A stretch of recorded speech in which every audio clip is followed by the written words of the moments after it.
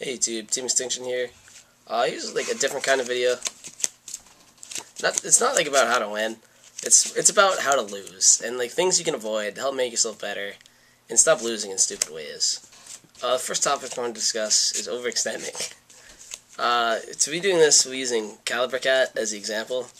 So we'll say you're on the dice roll by rolling the unbeatable 9, and you open up like with a seemingly good hand. See, first off, you notice Summon a Monk and Spell. But remember, this is your first turn. A lot of people, inexperienced players, they just see the move, they decide to go with it right away. So right away, they'd Summon Monk and then discard a spell. Right away, you know it's a bad move by discarding a very key spell like Pot of Avarice, which you will definitely be able to use later, especially after Summoning play. But as they go out, they make the typical cat play, dump the cat, 2 Air Emblems, and then they sink into an Arcanite Magician. So, like, as you can tell, they don't have any real protection. They don't have, like, a clear-cut play for next turn. So they'll set their 2 back row. They're all happy they made their play first turn. They have, like, they have a nice field up, and they'll end their turn and pass to their opponent. Now, as you tell, your opponent's going, and, you know, oh, he taught Brain Control. So he takes your Arcanite. It's because you don't have any protection. Nothing you can really do around it. Pops 1 back row. Pops your other back row. It's like, oh. Alright, see, now your field, you're losing card advantage really, really fast, as you can tell. Oh, and he had Caius. Tops your Caius, and now your field is completely clear. You don't have anything to do next turn. Yeah, that's fine. Take 24, then he sets. Alright, well, show the sets. Show all the sets. Alright, so he has protection.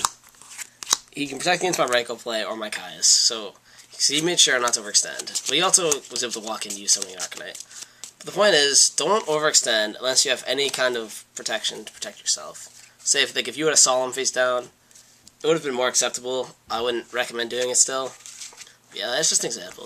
You see it a lot with Samurai players, who instead of just going the first turn Shein, they'll go like Shein, 2 keys on, Grandmaster, stuff like that, assuming that people won't be able to get over their Shein. And you see a lot with new players. They see the move and they do it. It's something you need to learn to really get better. Alright, and that's the first topic.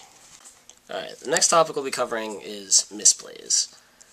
It's kind of difficult to demonstrate because they happen so often, so many different types. It's like Yu-Gi-Oh! Trader 101, Joji Orlando once said, there's 2 types, fundamental misplays and just making the wrong play at the wrong time. There's one thing we have, something like this. This is more of one of those, not so much a fundamental misplay. So those are usually just being inexperienced or not knowing what your cards do. We'll demonstrate those 2 later. First now, you see your hand of Summon a Monk and spells.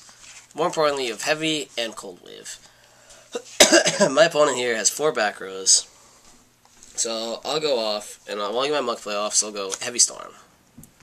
Then he responds.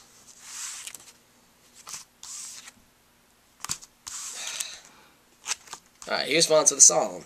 So now I'm able to play Cold Wave. Oh wait, Cold Wave can only activate at the start of your main phase 1. So now you have no plays, and say he top decks Rescue Cat or something. He has it in his hand.